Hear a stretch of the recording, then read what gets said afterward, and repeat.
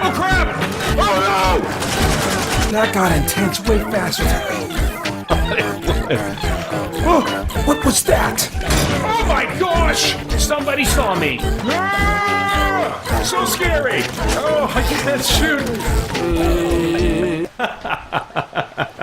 Hey guys, Peter Franson here from christiangeekcentral.com, ready to continue my bookshelf tour, still using video footage from the bookshelf in my old office since the bookshelf hasn't been completely reconstituted in my new office, but we are picking up with some Xbox 360 video games. I'm going to set my timer to see how much I can talk about in 10 minutes starting now.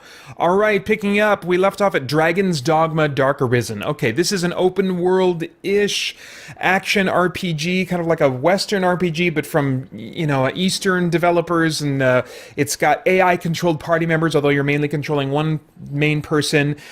I'm not even halfway through the game at this point. I've uninstalled it and reinstalled it a number of times. I still wonder if I'm going to finish it at some point. It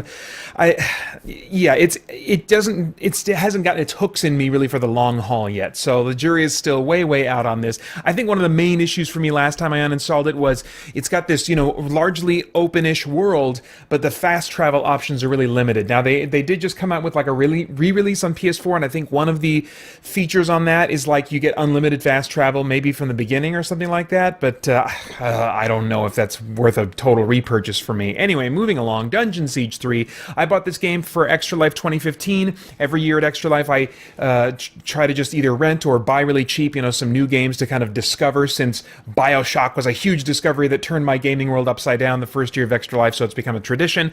I was hoping to kind of have the same thing happen in 2015. Dungeon Siege 3 definitely was not one of those games that kind of blew me away. It's a Diablo clone, and I really like Diablo clones, but I didn't enjoy the looting, I didn't enjoy the dialogue, I didn't enjoy the mage class. I mean, really, I should just sell that one, so... Yeah, consider that going on my purge pile. But the next one will not. Elder Scrolls 4 Oblivion. Now, I didn't like this game the first time I tried it many moons ago. I wasn't used to first person at the time. I mean, the first time I tried it was maybe a year or so after it came out, and I was just like, this is weird. I was used to turn-based Japanese RPGs up to that point, and I have horrible hand-eye coordination and reflexes, so I just had convinced myself I can't play action games. I'm not even going to try them, So even action RPGs were off limits to me for the longest time.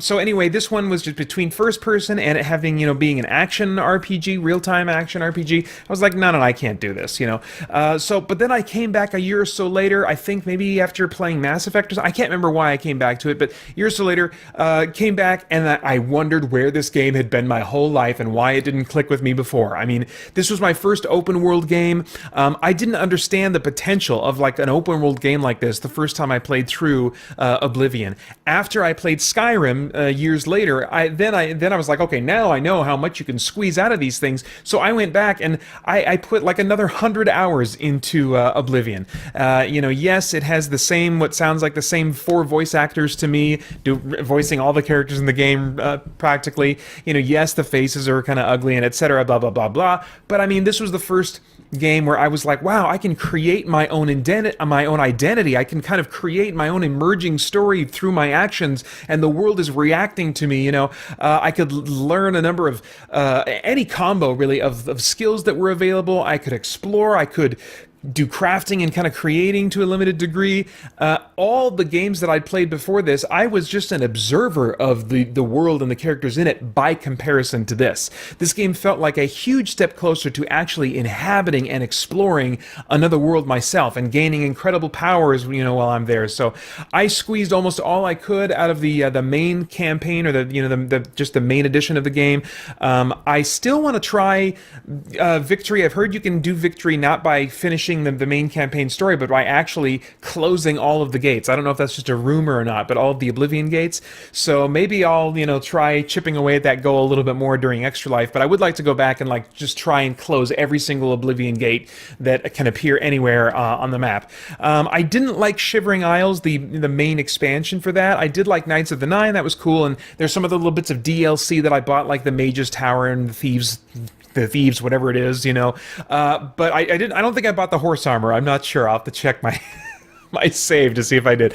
But I mean, but I loved all the DLC except for Horse Armor and the Shivering Isles. I definitely got some playtime out of the Shivering Isles, but it just kind of had this weird silliness to it that I was like, I don't know if I like this. So, all right, next up, Elder Scrolls V Skyrim. This was just, for me, everything Oblivion was, but holy crap, better. The sound, the art design, I felt pulled into the details of this gritty world like no other game before. The progression of loops, the progression loops of questing and combat and looting and exploration. This might be the first game that made me consider the addictive potential of and qualities of game design. Well over 300 hours played by me on the 360 version of this game, maybe near 400 at this point, I can't remember. It's still probably tied in my mind with the original Neverwinter Nights on PC for being my favorite RPG of all time. Eventually it was the load times that got me to stop playing, not necessarily the gameplay so much, because I bought the PS4 edition and now I've picked it up again and I've been putting time into that off and on. You know, it's eventually, you know, the novelty's wearing thin enough that it's not my main game by any means, but I still kind of come back to it every now and then. You know, I mean, this is wow, what a fantastic experience that has been for me. All right, moving on. Fallout 3. I didn't play this until after Oblivion, but before Skyrim. I had watched E3 previews and stuff, and it looked cool at the time that they were previewing it, but at that time, again, I was a turn-based RPG person. I was just convinced I couldn't play and be successful in any kind of action-oriented game at all. And this was an action RPG, not a turn-based RPG. I just thought, oh man, all this guns and stuff, I'm going to be terrible at that. So, but after Oblivion, I gave it a try, and of course, holy crap, I loved it. I still do prefer fantasy a little bit over sci-fi, but still the visual design and the ability to openly explore and create my own story was still like a huge draw for me. Moving on, Fallout New Vegas. Now, I bought this one to get just more Fallout after playing Fallout 3, but 10 to 12 hours in, I had all of my saves corrupted. As you may know, this game was super buggy for a while upon its release, and for a good while after that. It was a buggy mess. I bought it like I want to say maybe 2 years, 1 or 2 years after its release, just like a cheap used copy at GameStop, and I still had these totally game-breaking bugs that corrupted all of my saves like 10 to 12 hours into the game. So I didn't want to start over. I didn't want to replay the last 10 to 12 hours. I hate replaying game material. So I just left it alone. I abandoned it for a year or two. I did keep my copy of it, and then I started over again. A year or two later, there were some more patches at that point. I think the final patches had been released then, and I loved it. And I made more saves. I had a ton more save slots, you know, but I loved it. And more than the original, you know, original meaning Fallout 3, more than Fallout 3 and even Oblivion, and maybe even more than Skyrim, I felt like I had influence over the larger state of the world, you know? I didn't do much of the DLC because a lot of it, from the reviews I took in and stuff I read, involved taking away equipment that I had earned and kind of cheaply increasing the difficulty that way. And I was like, no, I'm all about like what I can, you know, make of myself in these games, you know, how can I build up my character and through loot and experience progression and, you know, skill trees and stuff. So I didn't like that. But I took to the Old West aesthetic of this game much more than I thought I would, and it might have even contributed to my interest in Westerns that I kind of developed a handful of years ago. I was like, oh man, I think I might like the Western genre, at least modern Westerns, you know, and I think maybe this game contributed a little bit to my desire to kind of revisit that genre in movies and give it another try. So anyway, I love the different factions and how I could play on multiple sides, you know, and kind of in a sense play them against each other up until the very last choices in the main campaign story. I mean, just really great stuff. All right, let's see here. Green Lantern: Rise of the Manhunters. I've just reinstalled this. I'm getting ready to play it during Extra Life. I think I might be getting it out. Now, I enjoyed the Ryan Reynolds Green Lantern movie the first time I saw it, despite some flaws that made for awkward scenes and other flaws that I won't get into. But anyway, since then, I've seen Man of Steel and Batman versus Superman. And so that, for me, I know you might be wondering what I mean by that, because a lot of people didn't like those movies. I loved those movies. That is exactly how you make a superhero movie that's going to scratch all of my itches. And that just raised the standard so much for what I particularly want in superhero movies. So today, when I go back and revisit the Green Lantern movie, as I have been just recently in the last couple days to kind of get ready to play the video game again, I just find that movie just plain dull. Despite still liking a few maybe select clips from it, but Green Lantern: Rise of the Manhunters, which was a tie-in to that movie, is still a lot of fun. It takes a lot from God of War, but it has none of the frustration of some of the gameplay elements of the God of War games. Like just the dumb platforming and whatever. It doesn't have like insta-kill traps and stuff like that. Let's see here.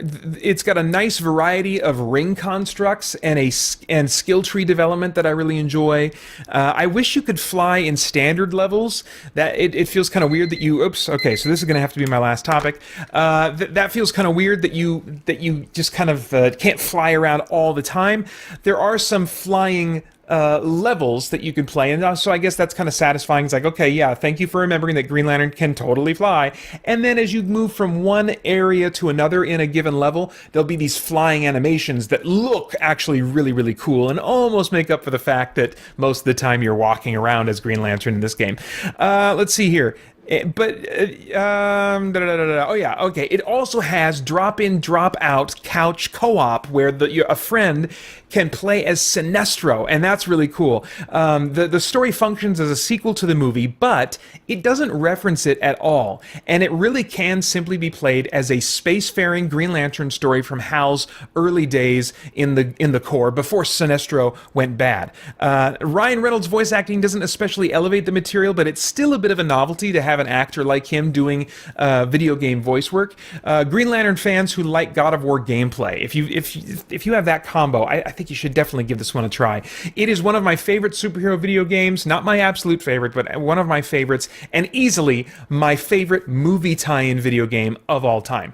Like I said, I haven't played it in a while, so I did just fire it up just a little bit a few nights ago. I was like, ooh, I'm enjoying this. You know what? Let me hold off and save this as a game that I can get out for Extra Life. So I have reinstalled it, and I'm looking forward to playing some more of it then. Speaking of which, my Extra Life Marathon is November 4th. It starts November 4th, Saturday, at 6 a.m. Pacific time, unless I don't sleep well, and then I'll probably get an earlier start. But anyway, starts 6 a.m. Pacific, Saturday, November 4th. I'm going to play video games for 24 hours, and you can watch that live at youtube.com/ChristianGeekCentral. I hope you'll join me then. All right, next time we'll get into Lost Odyssey, Marvel Ultimate Alliance, the Portal games, Sacred 2 Fallen Angel, which I've recently kind of rediscovered. So I look forward to talking about that. All right, that's it for now. Thanks for watching. Bye-bye. Hey guys, Peter Franson here from ChristianGeekCentral.com and Spirit Blade Productions. For my 4th consecutive year, I'm participating in Extra Life. It's a charity event that raises funds to provide medical care for children that are in urgent need. I'm also leading the Christian Geek Central Extra Life team, which you're still invited to join by following the link in the description below. There's also a link down there to my fundraising page, which details rewards that you can get for donating. You can shut me up and just skip there right now, or stick around and I'll give you some more details. Once again this year, I'm going to be drawing attention to our team's fundraising by performing a 24-hour video gaming marathon that I'm going to be streaming live on youtube.com/ChristianGeekCentral and also at ChristianGeekCentral.com. That's going to start at 6 a.m. Pacific on Saturday, November 4th. You're invited to donate to any member of our team by following the link to our team page in the description below. Our combined team goal this year is to raise $750 for this event. That's $250 more than last year's goal, but I think we can totally do that and even blow it out of the water with your help. You'll also find some fun incentives and rewards for donating toward our team members' efforts. Speaking for myself, I've cooked up some new rewards and brought back some standards from previous years. These rewards for my personal fundraising are now tier-based. And that means, for example, that donating $20 will get you the reward for the $20 level, the $10 level, and the $5 level. Here's the breakdown of what you can get. At $5, you can choose a topic to add to my +2 page of many topics. Topics will be randomly selected from this document for me to share my overly strong opinions on during my live stream. At $10, you also get a download code for the Spirit Blade Legacy Edition audio drama. $20 gets you all that, plus you can choose a game for me to play during my November 4th live stream. You can pick a favorite or torture me with something terrible. $30 gets you all that, plus you can choose a song for me to sing during my November 4th live stream. Again, you can pick an old favorite of yours or just make me humiliate myself with something awful. And at $50, you get all of those rewards, plus you receive a download code for every MP3 product available at spiritblade.com. That's audio dramas and music. It's over a $90 value. Now, there are some stipulations and time limits on those rewards, so quickly follow the link below to my fundraising page for all the details. On top of individual rewards for donations, I'm also creating some milestones that will result in one or maybe multiple, maybe even all audio dramas and MP3 products from spiritblade.com being available for free on a free download day that I'm planning. If I at least reach my $200 fundraising goal in donations, I will have a free download day on November 8th, 2017 at spiritblade.com. Every $50 I reach in my total beyond my $200 goal, I will add another audio drama that will be made available for free on that free download day. And if I reach $500 in my personal fundraising total, then the Legacy and Special Edition versions of the entire Spirit Blade audio drama trilogy, along with all of the song bundles, will be available for everyone completely for free on that free download day. I hope you'll be a part of helping me and the Christian Geek Central team do some good for some kids who really need it. Then please come to youtube.com/christiangeekcentral and christiangeekcentral.com to cheer me on for my 24-hour marathon starting again at 6 a.m. Pacific on Saturday, November 4th. Hope to see you then. Thanks. Bye-bye. christiangeekcentral.com